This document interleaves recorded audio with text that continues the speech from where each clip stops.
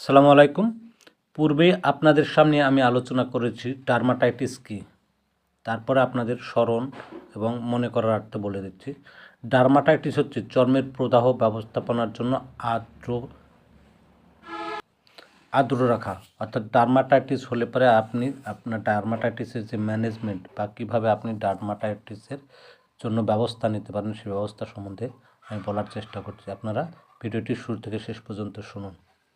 ডার্মাটাইটিসের ব্যবস্থাপনা হিসাবে আপনার ত্বক আর্দ্র রাখা, জ্বালা পোড়া সৃষ্টিকারী জিনিসকে এড়িয়ে চলা, হালকা সাবান ব্যবহার করা অথবা সাবান ব্যবহার সম্পূর্ণরূপে বাদ দিয়ে আপনি শ্যাম্পু ব্যবহার করতে পারেন।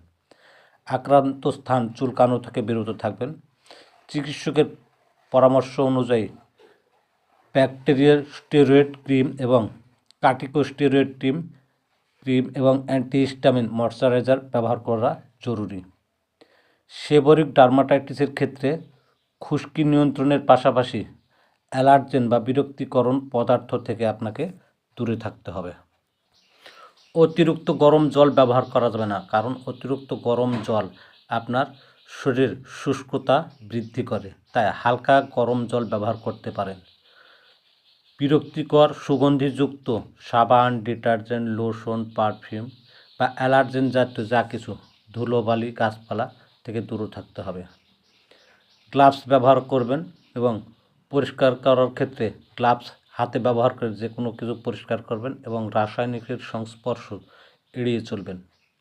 আর যদি চুলকানি থাকে তাহলে চুলকানি কখনো হাতের আঙ্গুল দিয়ে চুলকাবেন না। চুলকানির জন্য প্রয়োজনীয় মেডিসিন আপনি ব্যবহার করতে পারেন।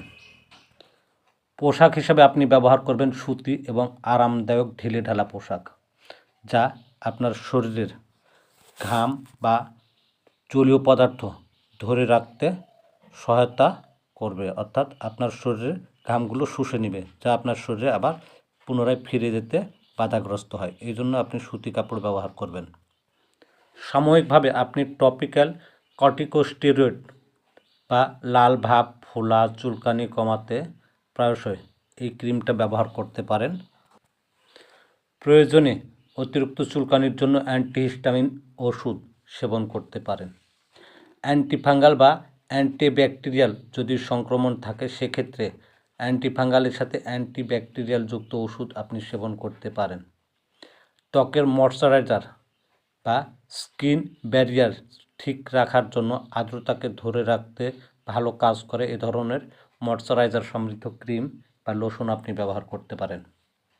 নির্দিষ্ট ধরনের ডার্মাটাইটিস, যে ধরনের ডার্মাটাইটিস সেবরিক ডার্মাটাইটিস, খুশকি, মাথার ত্বকের আঁশযুক্ত লালচে ভাব কমাতে বিশেষভাবে শ্যাম্পু চিকিৎসা হিসাবে ভালো সুবিধা বা প্রয়োজনীয় কাজ করতে পারে।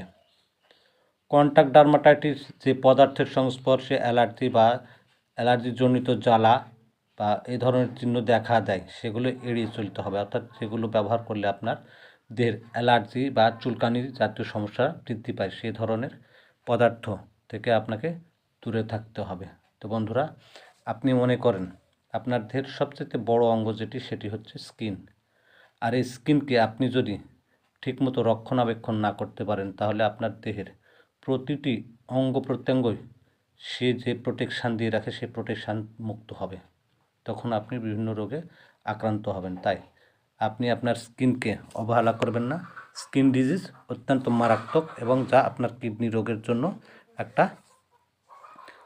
সহায়ক ভূমিকা পালন করে, অর্থাৎ কিডনি ধ্বংসের জন্য মূল একটা কারণ হয়ে যায়। তাই অতিরিক্ত পানি পান করুন, পরিষ্কার পরিচ্ছন্ন থাকুন এবং রাসায়নিক বা কেমিক্যাল থেকে মুক্ত থাকুন। তো এ ধরনের ভিডিও পেতে আমার এই চ্যানেলটিকে সাবস্ক্রাইব করে সাথে থাকবেন। আর কেউ যদি ফেসবুক থেকে দেখেন তাহলে পেজটিতে লাইক, ফলো, কমেন্টস করে সাথে থাকবেন। আপনাদের লাইক, কমেন্ট, শেয়ার আমাকে সামনে এগিয়ে নিয়ে যাওয়ার জন্য উৎসাহ প্রদান করবে। আজকের মতো এখানেই শেষ। পরবর্তী ভিডিওতে আবারও আপনাদের সাথে দেখা হবে।